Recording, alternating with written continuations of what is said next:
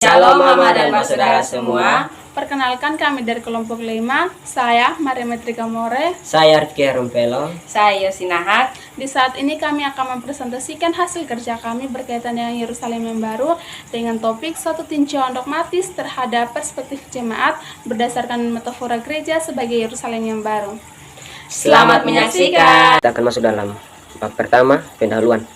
Latar belakang, pada mulanya Tuhan Allah menempatkan manusia pertama, Adam dan Hawa, di Tanam Eden sebagai tempat untuk hidup dan melakukan segala aktivitas kehidupan. Hal ini menunjukkan bahwa Tuhan menyediakan suatu tempat yang dapat digunakan untuk berteduh, beristirahat, berusaha berkomunikasi, maupun Allah dan manusia. Segala bentuk aktivitas hidup lainnya.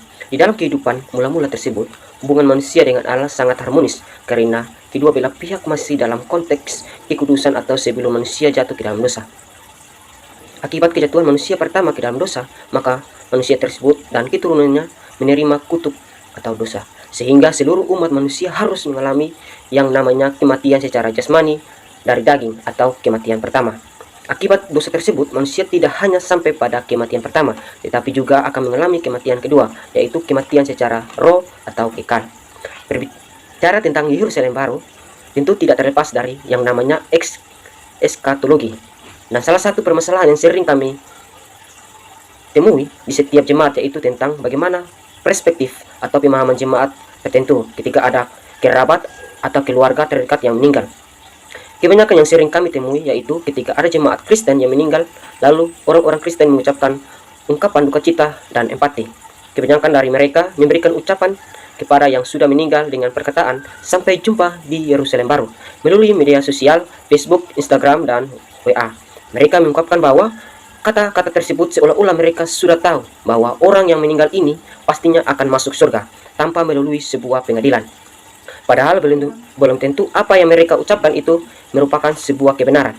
Intinya yang sering dipahami oleh kebanyakan orang ialah ketika sudah meninggal kita akan masuk ke tempat yang kudus dan nyaman yang sudah disediakan oleh Allah bagi setiap manusia, yaitu surga atau Yerusalem yang baru. Inilah yang sering dipahami oleh kebanyakan jemaat dan mereka meyakini bahwa pemahaman tersebut merupakan sebuah kebenaran dan masih terus berlanjut. Dan bukan hanya diyakini oleh orang-orang dewasa, tetapi juga anak-anak. Oleh karena itu, pada paper ini kelompok akan menjelaskan lebih dalam lagi berkaitan dengan salah satu tema umum yaitu Yerusalem yang baru, dengan topik suatu tinjauan dogmatis terhadap perspektif jemaat berdasarkan metafora gereja sebagai Yerusalem yang baru. Baik, kita masuk pada bab yang kedua yaitu pembahasan. Pertama, dasar biblis. Yerusalem adalah salah satu kota termasyhur di dunia. Kota itu sudah berdiri paling sedikit sejak milenium 3 sebelum Masehi. Dewasa ini Yerusalem dipandang sebagai kota suci oleh penganut 3 agama monoteisme, yaitu agama Yahudi, Kristen, dan Islam. Yerusalem disebut kota kudus dan sampai hari ini sebutan itu sering diterima dalam arti demikian. Ungkapan Ibrani ialah Ir HaKodesh, secara harfiah yaitu berarti kota suci atau kota kudus. Mungkin alasannya ialah karena di Yerusalem terdapat bait suci dan disitulah Allah sudi menyumpai umatnya. Karena itu kata kodesi mempunyai arti tempat suci selain kesucian. Maka bagi Yudaisme, Yerusalem adalah kota suci yang tiada duanya. Adalah wajar bila Paulus dan Yohanes melihat Yerusalem dunia ini jauh dari sempurna, karena membandingkannya dengan tempat tinggal Allah dalam kekudusan sejati sebagai Yerusalem surgawi atau Yerusalem yang baru. Dalam perjalanan iman kepercayaan umat Kristen dalam Alkitab Perjanjian Lama, Yerusalem merupakan kota suci yang didiami oleh bangsa Israel sebagai umat pilihan Allah. Namun, dalam Alkitab Perjanjian Baru, kota Yerusalem baru merupakan kota kudus yang juga disebut sebagai mempelai Kristus. Itu termuat dalam Wahyu 21 ayat 9-10. Memang, membaca kitab Wahyu, kesan awal yang muncul yakni semuanya serba menegangkan atau menakutkan, penuh dengan kisah tragis seperti perang, kematian, bencana alam, kehancuran yang mendatangkan duka cita. Dan dalam Wahyu 21 ayat 9-27, kisah tragis itu tiba-tiba sirna, digantikan dengan sesuatu yang serba baru, yaitu langit baru, bumi baru, indah, apik, tertata, menyenangkan, dan mengagumkan. Kematian. Pada kenyataannya, dalam kehidupan sehari-hari, manusia yang hidup dalam dunia ini tidak selamanya mengalami kekekalan. Ada saatnya setiap manusia akan mengalami apa itu kematian. Kehidupan manusia bermuara ke dalam maut dan tiap orang pada akhirnya hidupnya mengalami kematian. Inti dari mati adalah perceraian, dan inti dari perceraian maut adalah perceraian antara manusia dengan Tuhan. Manusia yang diciptakan sebagai citra Tuhan menolak penciptaannya dan memilih raja kejahatan. Oleh karena dosa, manusia diceraikan dari Allah Bapanya. Inilah inti dari mati atau yang disebut sebagai mati rohani atau mati kedua. Meskipun orang masih hidup, tetapi hidup jauh dari Tuhan. Dan mati badani atau mati pertama adalah perceraian antara tubuh dengan jiwa. Tubuh dikuburkan dalam tanah, jiwa dimasukkan dalam alam yang kekal. Inilah yang merupakan hukuman bagi manusia. Ia diciptakan oleh Tuhan sebagai kesatuan tubuh dan jiwa, tapi oleh maut ia dipecah-pecahkan.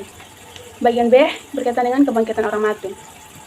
Sebagaimana kematian menentukan segenap kehidupan manusia, begitu pula kebangkitan menyangkut manusia secara utuh. Menurut Althaus, arah berpikir zaman kuno tentang ketidakbinasaan jiwa adalah pandangan yang dapat dipegang teguh juga oleh orang-orang Kristen. Gagasan itu mengungkapkan kepastian bahwa demi kehendak Allah, manusia adalah pribadi yang tidak dapat binasa dan yang hidup untuk Allah dan di hadapan Allah. Kematian juga tidak dapat menghancurkan realitas keberadaan manusia yang menentukan itu.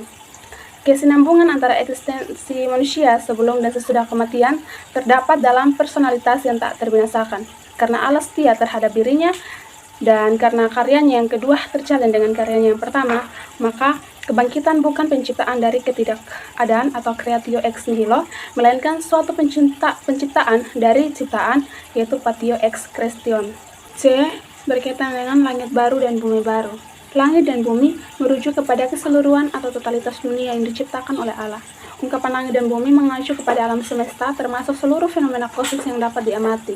Jadi ungkapan langit dan bumi berarti keseluruhan dunia yang diciptakan oleh Tuhan.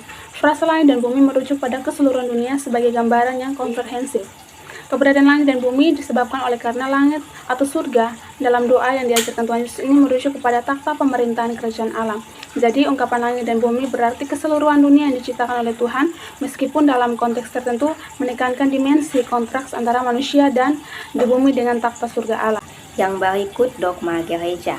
Apostolikum Gereja Purba mengakui topik eskatologi yang berikut: kedatangan Kristus kedua kali, penghakiman terakhir, kebangkitan daging, dan hidup yang kekal.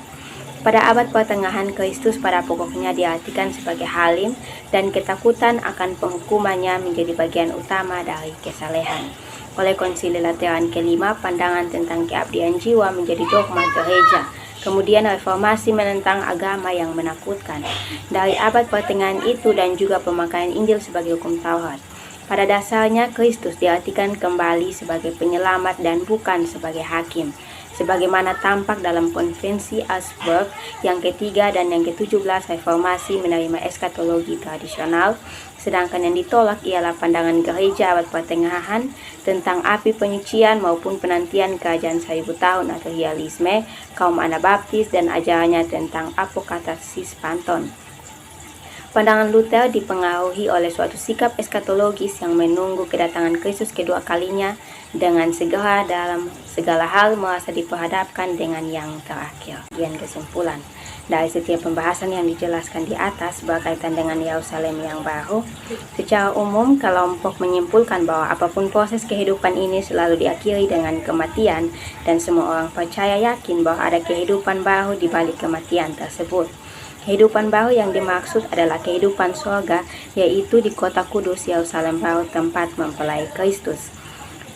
Yerusalem baru akan turun dari langit baru setelah bumi yang lama dilenyapkan. Kesinambungan antara eksistensi manusia sebelum dan sesudah kematian terdapat dalam personalitas yang tak terbinasakan.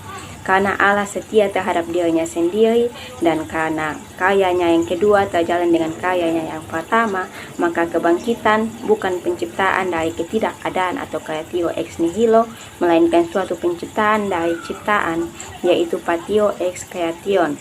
Akan tetapi, jika kitab suci memberikan pernyataan tentang yang dialami jiwa orang setelah mati, maka dengan terang difirmankan bahwa adalah pemisahan antara orang yang telah dikuduskan oleh Tuhan Yesus dengan orang yang mendengarkan firman-Nya. Sekian presentasi kami. Mohon maaf bila ada kekurangan.